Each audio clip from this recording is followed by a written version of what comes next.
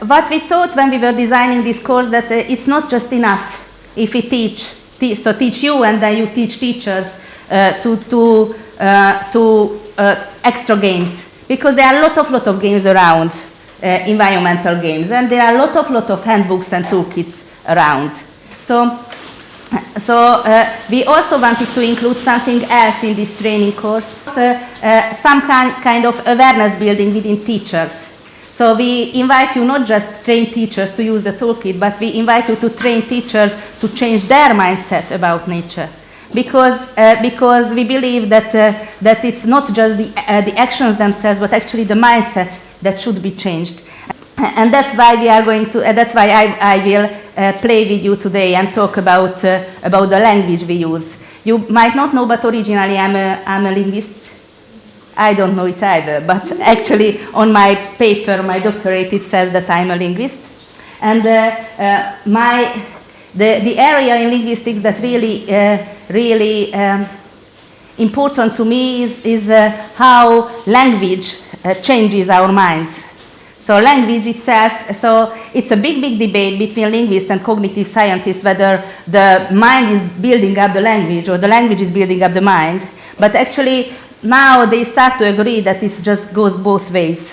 So the way we talk, it really changes our mind, and the way we think changes the way we talk. So it has these two different kind of impacts. And if you are working with children, you can see it very well. So how the way we are just, if you are working with small children who are just entering the kindergarten and then entering the school, you can see that the way we are just teaching them subject, we are also formulating their minds and how they are speaking and how they are thinking about things. And originally, when a child was born,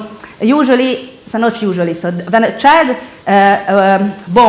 is born, they are just like empty sheets of paper. So their mind is not prepared yet, and they are, through their interaction with their surroundings, with their environment, also with the mother, that constitutes mother or father, that constitutes part of the environment, they build up their brain. So their brain is developed through that, and also the language is developed through their bodily experiences. Now it's quite a common sense that all of our internal world is built through experiencing outer world. If you're just thinking about your emotions, the way we talk about emotions, it's also like the way we talk about space. So we feel full of emotions. We are overwhelmed with emotions. I feel that my heart is full and it's blowing up. So we are just talking about our emotions like it's in the container like we are a big container, and we are just containing our emotions. And that's what's happening when the child is formulating their senses and their forms, that through the mirroring of the mother, they are just building up, and through their sensing of the world, they are just building up this internal world themselves, and the way their mind is developed and their consciousness developed. It's very important. I know that I really started from Adam and Eve and a child who is just born, but it's very important to see that through the way we act and through the way we talk, we are having an impact on all those people around us, and also they are having an impact on us. So it's just that codependency we were talking about 2 days ago. So it works at very different levels. And then we also have a way of thinking and talking about plants and nature. And I'm talking about now plants because also animals is a very big issue of how we talk about animals. And so you remember that András said that even when we were naming plants, having an animal name in the plant, like dog chestnut. You remember? It was dog chestnut. Horse chestnut, because it's the dog rose and horse chestnut. It means that it's somehow it's less valuable. So that contains an animal name is less valuable. And you can see already here that means two things.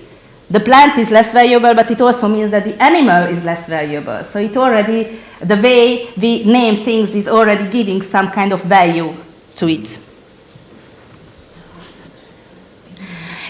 if you think about what is a picture of plants, I myself do know that there is a plant called muskatli. What is muskatli in English? Do you know any of you?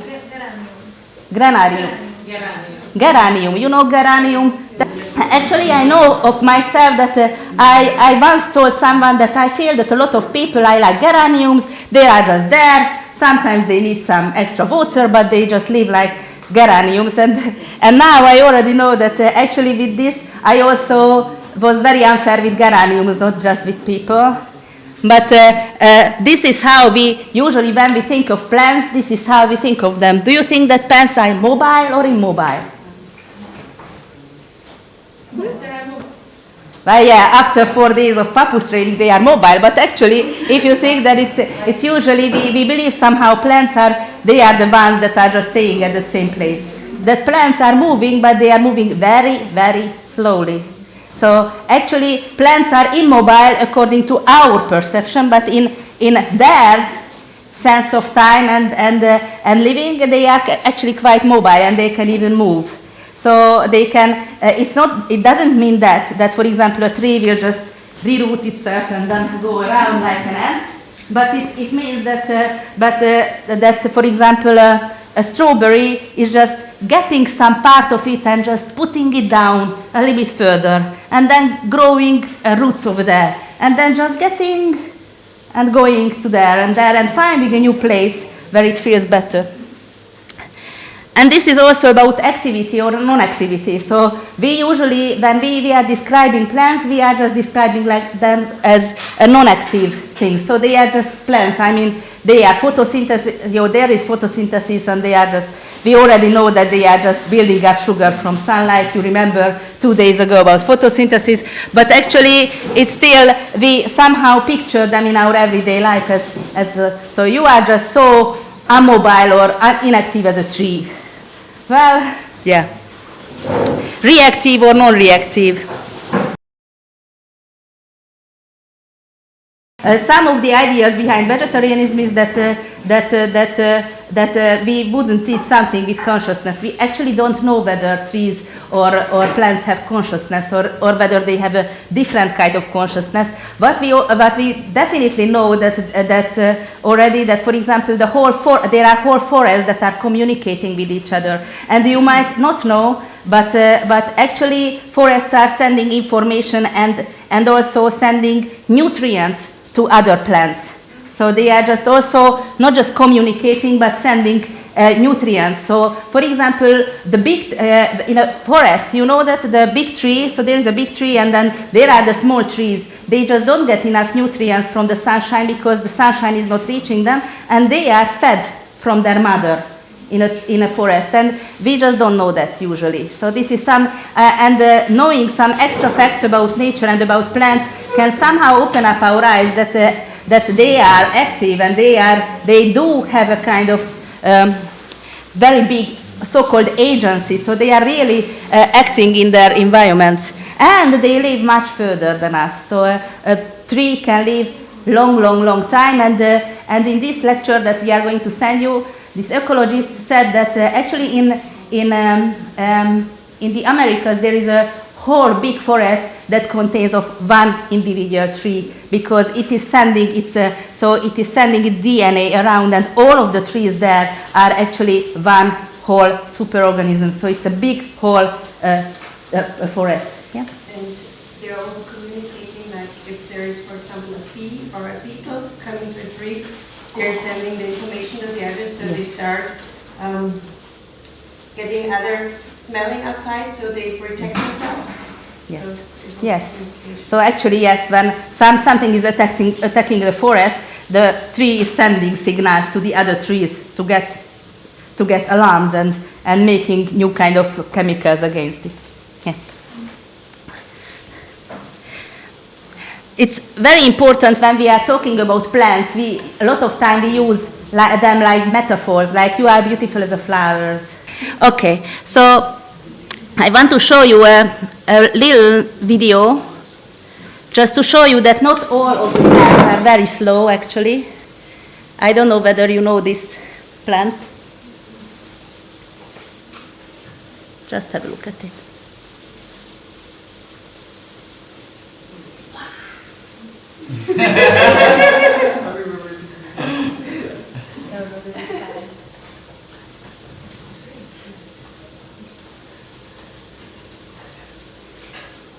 It's in real time, so it's not fastened or how to say.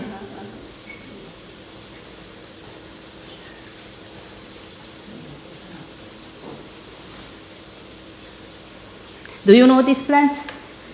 Yeah, it's the evening primrose. So one of you mentioned primrose here, but they are different kind of primroses. This is an evening primrose, and this plant has this very special life cycle that it has a lot of buds, and every evening a couple of buds are opening up. And by the next evening, so it's during the evening. This video was made by me at 9 o'clock in the evening during the summer. So it opened up, and it's open during the night, and during the next day it starts to just wither away, and in the next evening another set of different flowers just open up. It's just very beautiful. If you haven't seen it in real life, you should just go, because it's some of the most beautiful things I ever seen, and I really fell in love with this.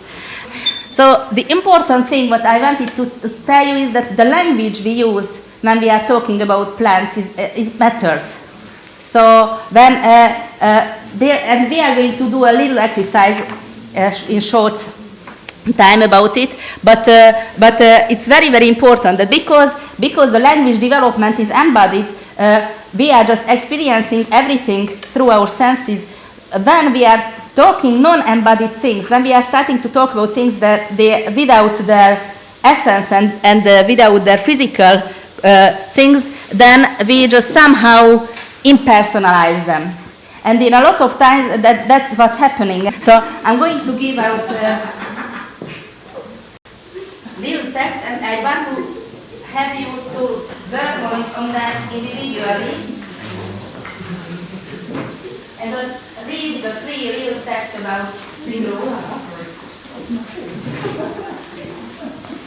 And just try to find out what the differences are in between the texts. Yes.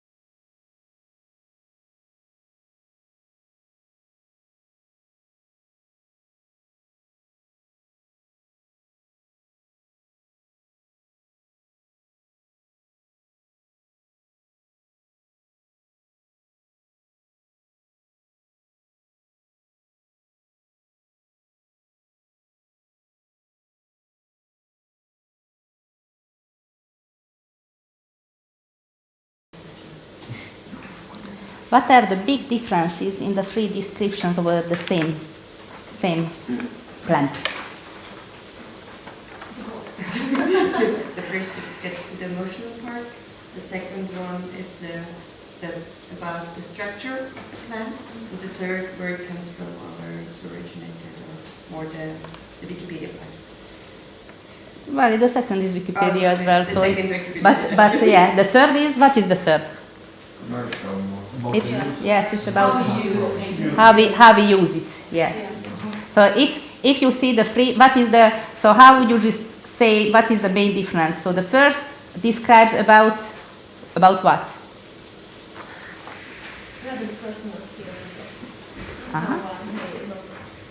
Yeah. What kind of words it use? Open, pop up. Blooming. Mhm. Who is active in the first? The flowers. Is the flower active in the other two? No. So one of the things that when linguists analyze text and discourses, one of the things that we do is that we just look for the words, what the words are used and what verbs are used. So who is active in the sense? In the three texts, what you can see, you can see that in the first, the flower itself is active. It is described as a so-called agent, so someone who is active, who is having a life. In the second and in the third, who is active?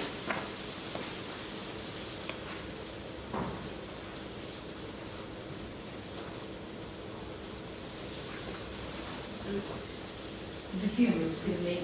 Yes, the humans who are just doing something. I wanted to have this, and what is the difference between the second and the third, actually, then? Why do you think I put these two? Yes, it's scientific. It's about commercial and use, yes. So what is the big difference between the second and the two, or second and the third? That actually the second is scientific, and if you just look at it, it's scientific, but it's most probably it can come from a botanist. So that's someone who most probably likes flowers. So it's not someone who is against flowers. So it's not the third one is about someone who is using the flower for a commercial use. But it's true what Bandula said, that in both cases it's very much from the human perspective. The first is a human perspective as well, but a very, very different one. And when we are looking at text, and this is not just about one flower or one plant, but it's also about the whole nature and natural issue, what we can see that even in the environmentalist discourses, talks, speeches, that's the second level.